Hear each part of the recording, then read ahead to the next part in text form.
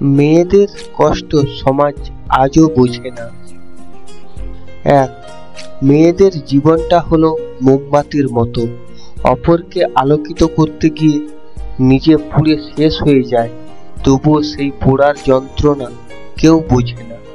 দুই, এদের মাথাটা যতটা গরম, মনটা ততটাই নরম।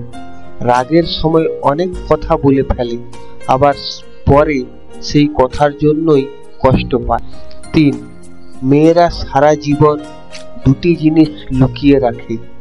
এক, নিজের ইচ্ছা। দুই, নিজের কষ্ট। চার, মেয়ে হয়ে জন্ম নেওয়াটা খুব সহজ, কিন্তু মেয়ে হয়ে বেঁচে থাকাটা খুব কষ্টে।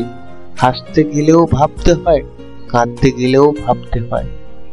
পাঁচ, পরের ছেলে যখন নিজের মেয়ের কথা শোনে তখন খুব ভালো, আর নিজের ছেলে যখন বউয়ের কথা শোনে তখন সহ্য হয় না। পরের বাড়ির মেয়েটা খুব খারাপ, এটাই বাস্তব সমাজ।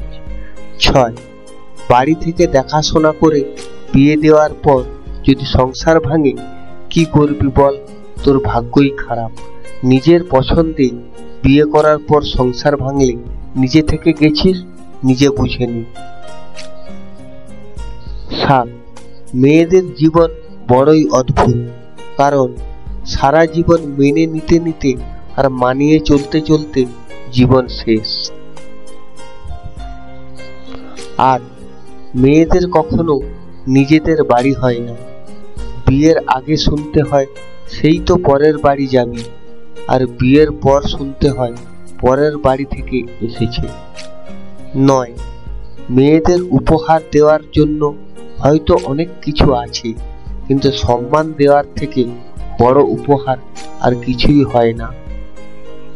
10, সমস্ত মেয়েদের জানা উচিত বর্তমান সমাজ খুব খারাপ, তাই নিজের মতো করে বাঁচো, কারণ সমাজ তোমার চোখের জল মুছিয়ে দিতে আসবে না।